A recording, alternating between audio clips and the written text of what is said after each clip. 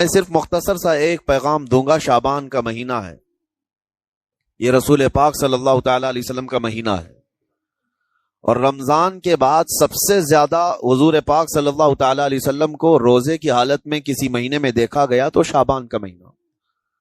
فرمایا گیا کبھی کبھار پورے شعبان کا مہینہ حضور صلی اللہ علیہ وسلم روزے سے رہتے، اور یہ ارشاد فرماتے کہ یہ مہینہ ایسا ہے جس میں سارے لوگوں کے اعمال اللہ کے حضور جاتے ہیں، پیش کیے جاتے ہیں.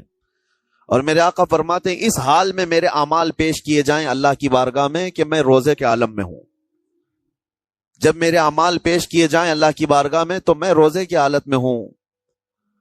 تو یہ شعبان کا مہینہ جو اب رمضان المبارک کے قریب کر رہا ہے، لیکن بعض بزرگوں نے یہ بھی فرمایا شعبان میں موتیں بھی کثرت سے ہوتی ہیں. لوگوں کا یہاں پر حساب کتاب 15ویں شعبان کو جو اب شب برات آنے والی ہے لکھ دیا جاتا ہے، سال بھر میں کیا کیا ہونے والا ہے، کتنے لوگ جانے والے ہیں. کئی لوگوں کی کتابیں بند کر دی جاتی ہیں. حدیث پاک میں یہ بھی ہے کہ فیصلہ اللہ تعالیٰ فرشتوں کے حوالے فرما رہا ہوگا. حالانکہ جب ہم ماں کے پیٹ میں تھے تبھی لکھ دیا گیا ہے کہ کتنی عمر ہے، لیکن فرشتوں کو جو ٹرانسفر کیا جاتا ہے سال میں ایک مرتبہ، اگلے سال ان کا کیا کیا ہونا ہے. اور حدیث میں ہے کسی کے متعلق فرشتوں کو یہ کہا جا رہا ہوگا کہ فلاں 1 مہینے بعد، 2 مہینے بعد، 1.5 مہینے کے بعد اس کی فلاں وجہ سے موت آئے گی، لیکن وہ بندہ شادی کی تیاری کر رہا ہوگا. وہ بندہ جس کی موت کا آرڈر جاری ہو چکا ہے، فرشتے لے چکے ہیں، وہ اپنے کاروبار کے اور اپنے گھر بار کے بنانے میں مصروف ہوگا. اسے اندازہ تک نہیں ہوگا کہ شعبان کے اس مہینے میں اس کی موت کا پروانہ نکل چکا ہے. اسی لیے میں عرض کر رہا ہوں قرآن کی آیت اقترب للناس حسابهم وهم فی غفلۃ معرضون. اللہ فرماتا ہے لوگوں کا حساب بہت قریب آ چکا جبکہ وہ غفلت میں پڑے ہوئے ہیں. اب جس زمانے میں آپ زندگی گزار رہے ہیں یہ اتنی تیزی سے آپ کے اوپر سے گزر جائے گا کہ آپ کو احساس تک نہ ہوگا. بلکہ ایک حدیث کا مفہوم یہ بھی ہے کہ جوان بوڑھے نظر آنے لگیں گے اور بچے جوان نظر آنے لگیں گے. وہ دور آئے آج. بچے تو ہمارے جوان ہو ہی چکے ہیں، جو 6 سال کے بچے ہیں، 5 سال کے بچے ہیں، جن کو حقیقت میں بچہ کہا جاتا تھا، اب کے زمانے میں وہ بچے ہی نہیں رہ گئے. 8 سال کے بچے وہ بچے ہی نہیں رہ گئے. ساری اسکولوں کے حالات ہمارے پاس آئے دن نئی نئی خبریں آتی ہیں. 3ری جماعت کا، 4تھی کلاس کا بچہ خطرناک قسم کے نشوں میں مبتلا ہے جو بڑے بڑے جوان بھی نہیں کیا کرتے تھے. تو بچہ کہاں رہا؟ حضور پاک صلی اللہ تعالی علیہ وسلم نے فرمایا تھا بچے جوان لگیں گے اور جوان بوڑھے.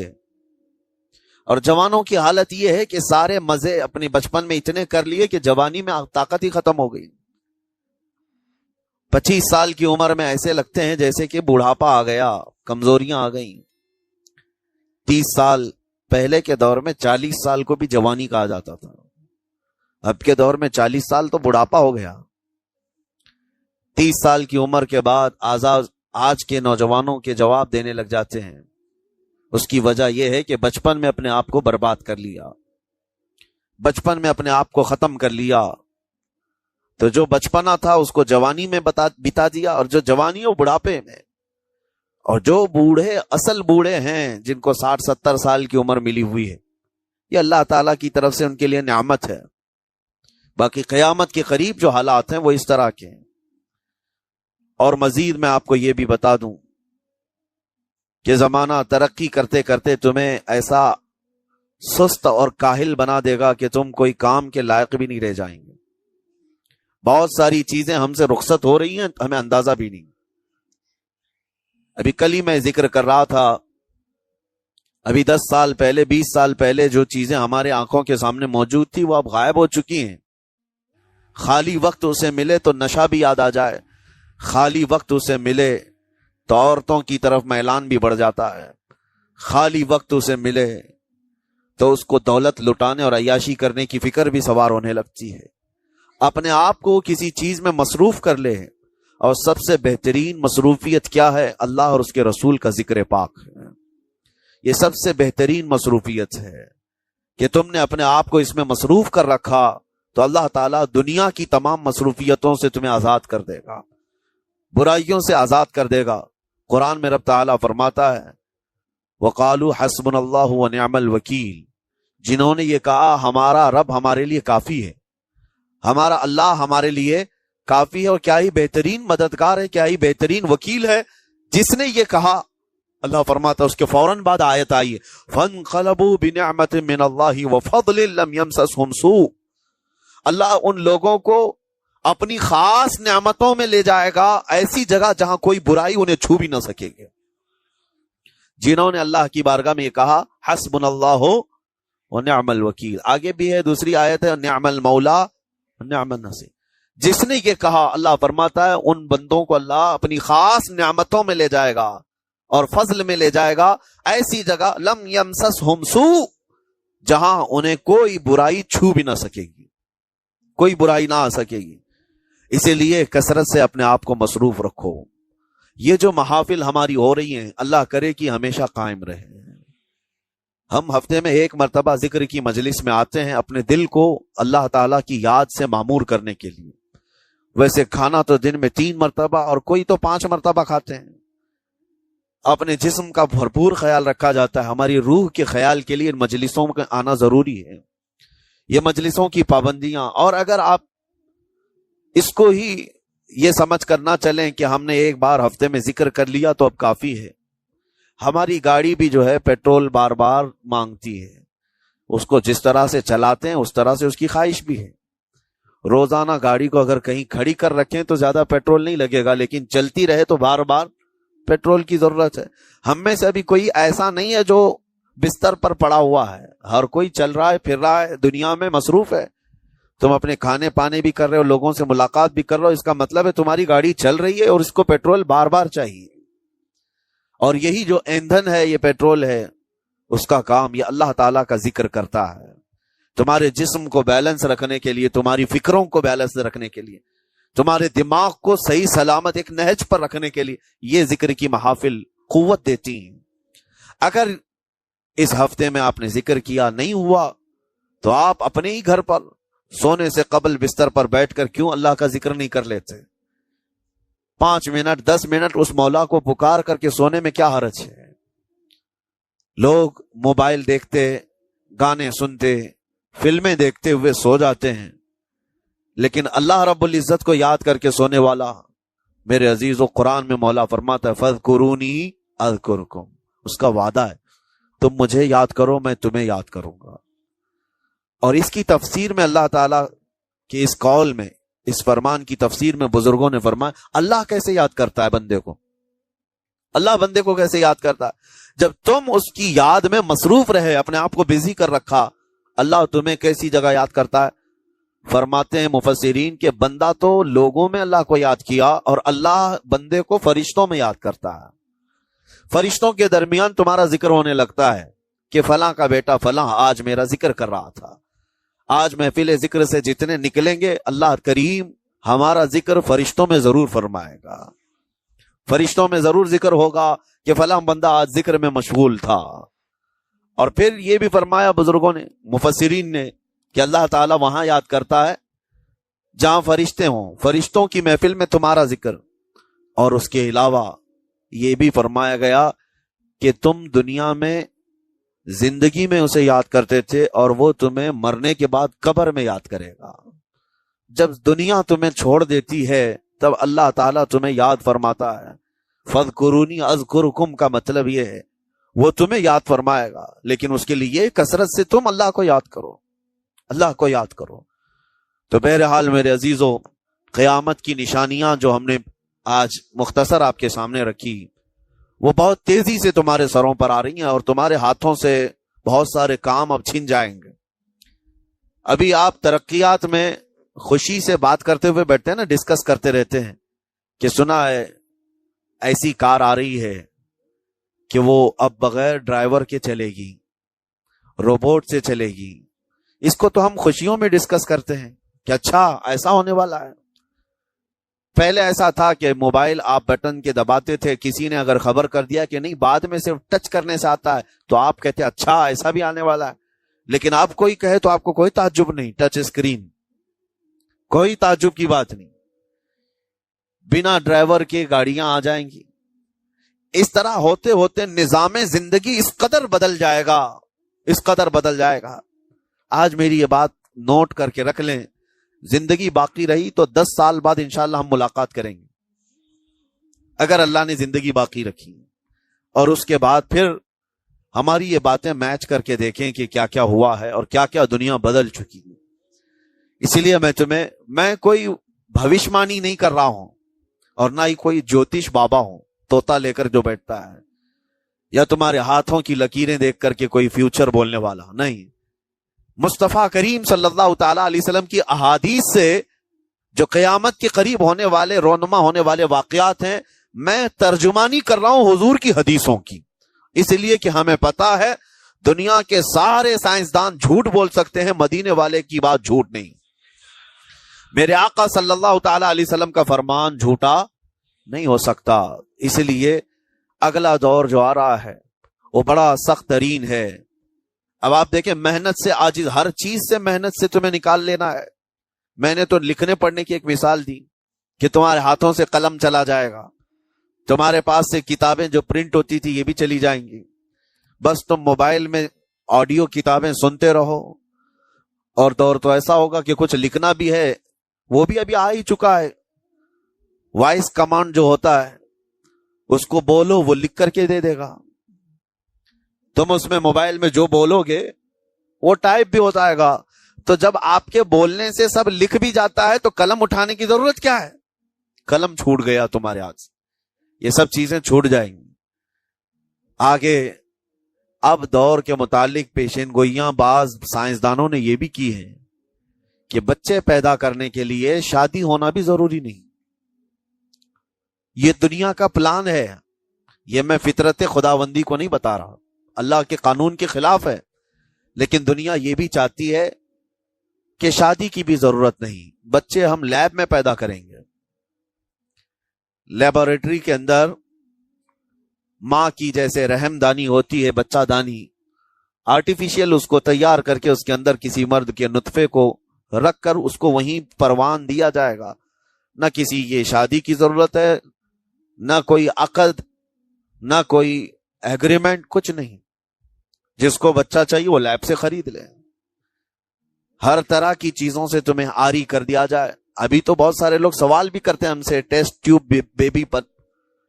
بیبی کے متعلق، جس کو بچے نہیں ہو رہے ہیں، کیا وہ اس طرح سے ٹیسٹ ٹیوب بیبی سے، جو آج ایک طریقہ کار ہے، بچے پیدا کر سکتے ہیں یا نہیں؟ اس کے کئی طریقے ہیں سائنس میں، کہ اسی مرد کا نطفہ اسی کی عورت میں رکھ کر کے اس کو پروان دیا جائے، اور بعض دوسرے طریقے کہ کسی دوسرے کا لا کر اس کی عورت میں رکھ دیا جائے۔ یہ تو سراسر حرام ہے، زنا ہے۔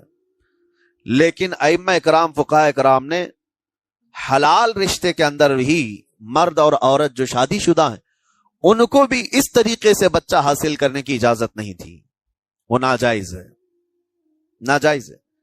بچے دینا یہ اللہ کی شان ہے۔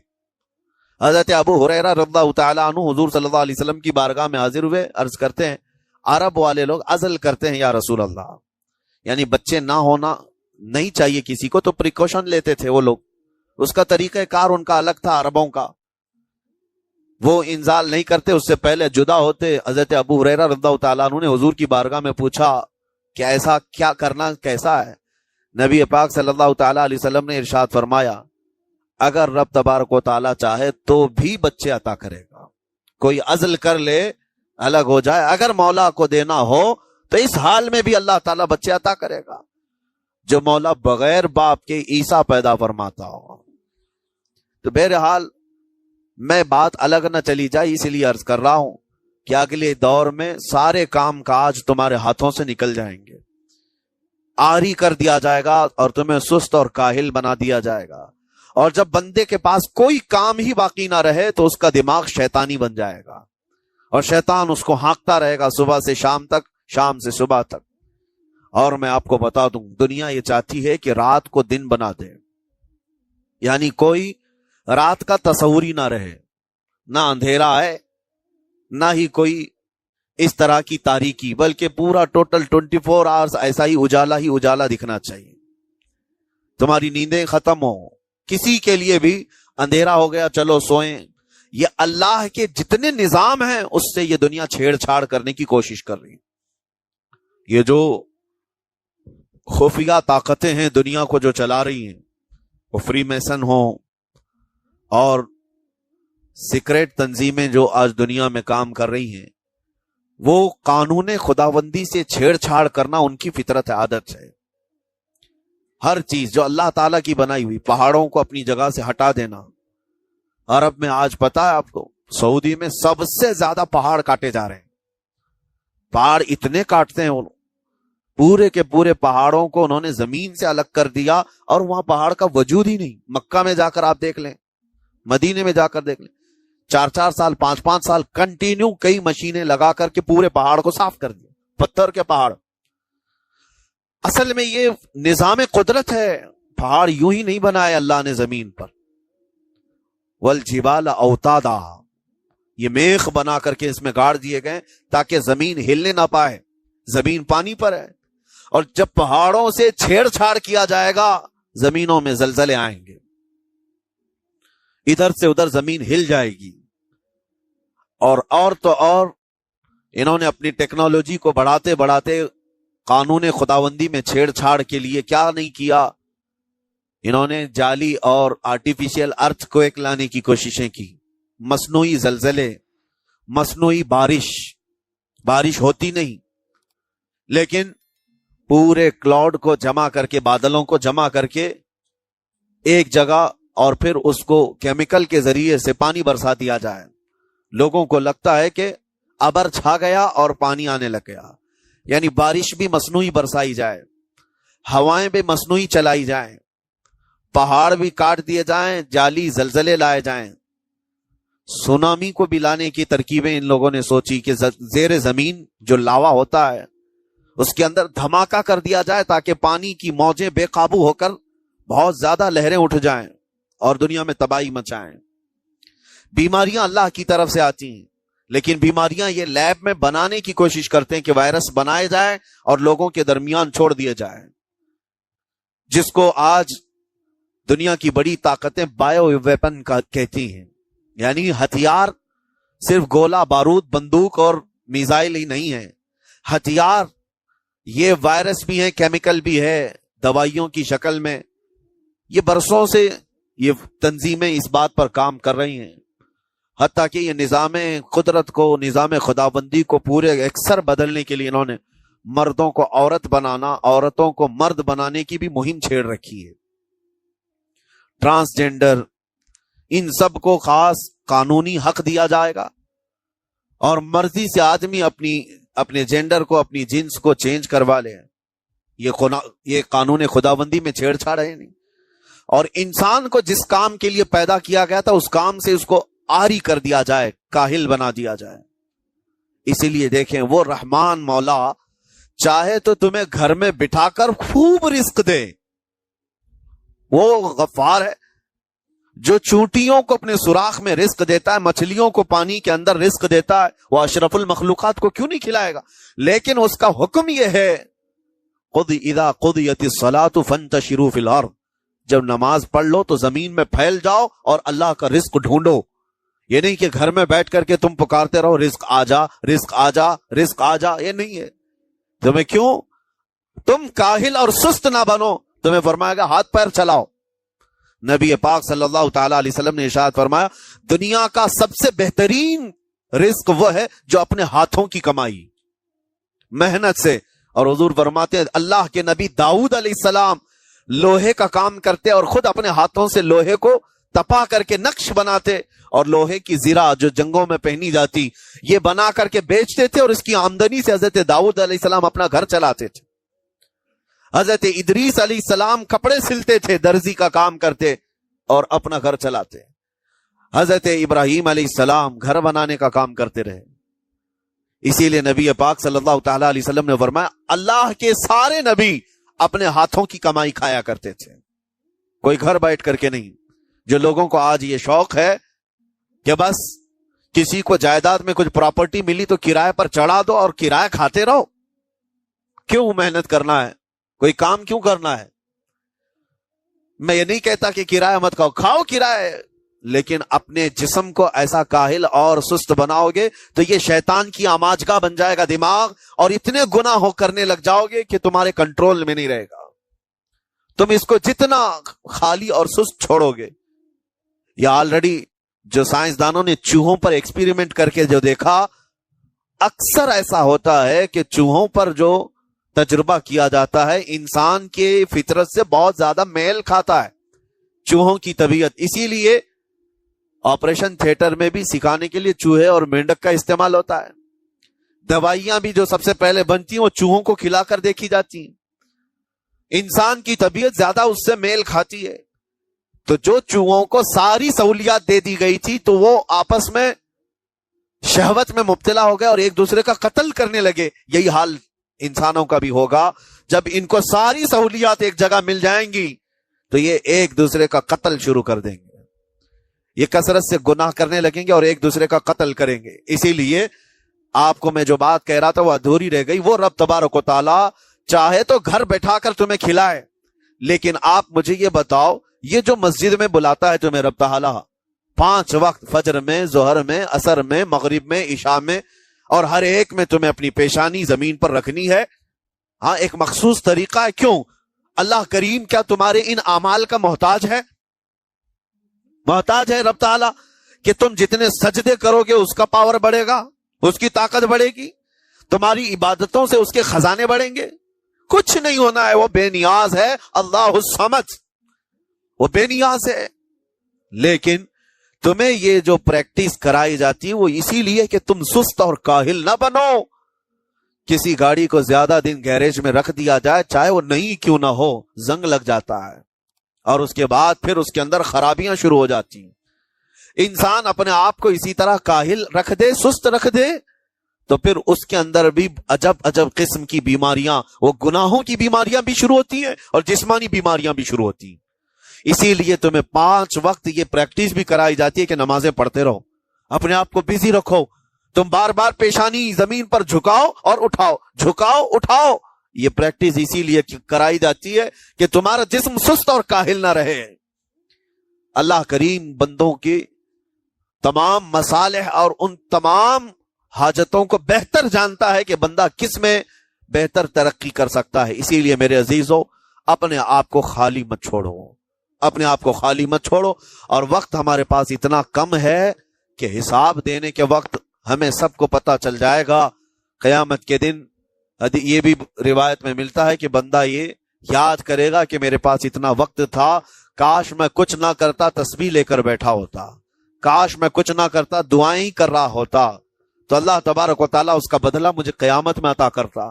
لیکن جنہوں نے اپنے اوقات کو یہاں پر خالی گنوا دیے، فضول میں برباد کیے، وہ بہت پچھتاوے میں ہوں گے، بہت پچھتاوے میں ہوں گے. جتنا وقت اپنے پاس باقی ہے اس کو مصروف کر دو، اس کو مصروف کر دو. اللہ کریم ہم سب کو گزرے ہوئے تمام برائیوں کے کفارہ ادا کرنے کی توفیق عطا فرمائے. رب تبارک و تعالی ہمیں سستی اور کاہلی سے محفوظ فرمائے. میں آپ کو اس لیے بھی ایکٹیو کر رہا ہوں کہ اپنے آپ کو اتنا پابند کر لو کہ رمضان آنے والا ہے اور اس میں عبادتیں زیادہ ہوں گی. کیوں؟ 20 رکعت کھڑے ہونے میں تمہارے جسم میں سستی اور کاہلی نہیں آنی چاہیے. ہاں، ایک دن تراویح میں جوش میں آیا اور دوسرے دن افطاری کر کے خراٹے لینے لگ گیا، کھا کر کے پورا سو گیا، اور اس کے بعد پھر پتا چلا سیدھے شب قدر میں آیا ہے. تو رمضان المبارک کو بھی جن لوگوں نے ایسا برباد کیا وہ پچھتاتے رہ جائیں گے. اور کچھ نہیں، رمضان ہر دن نہیں آنے والا ہے اور ہر مہینے نہیں آتا ہے. سال میں ایک مرتبہ رمضان اللہ کا مہمان ہے. اس کے آنے سے پہلے اس کی آنے کی تیاریاں بھی کر لو. اپنے جسم کو ابھی سے اتنی عادت ڈالو، بلکہ جسم کو نہ صحیح لیکن دماغ کو اتنا بنا لو کہ مجھے یہ کرنا ہی ہے. یہ رمضان آئے گا تو میں ختم قرآن ضرور کروں گا، یہ رمضان آئے گا تو تراویح کی 1 رکعت بھی میری مس نہیں ہوگی، یہ رمضان آئے گا تو پورا قرآن میں تراویح میں ضرور. تھوڑا سا میں آپ کو کیلکولیشن کر کے بتا دوں، حساب کر کہ اگر کوئی قرآن ختم کرتا ہے کم سے کم 3 دن، اگر 10 پارے دن میں پڑھے گا تو 3 دن میں ختم قرآن ہوگا. یہ زیادہ فاسٹ پڑھنے والے بھی 3 دن میں ختم قرآن کرتے ہیں. تو 3 دن میں اگر کوئی ختم قرآن کرتا ہے تو 1 مہینے میں کتنے ختم ہوئے اس کے؟ 10. کتنے ہوئے؟ 10 ختم قرآن 1 مہینے میں ہوئے. سال میں کتنے ہوئے؟ 120. 1 سال میں 120 ختم قرآن. 120 ختم قرآن سال میں ہوئے. اور اب آپ مجھے بتاؤ 7,000 ختم قرآن بنانا ہے, کتنے سال لگے ہوں گے؟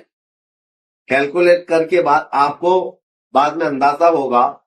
سال میں 120 ختم قرآن ہوتے ہیں تو 1,000 یا تقریباً سمجھ لو 1200 ختم قرآن کرنے کے لیے 10 سال لگے.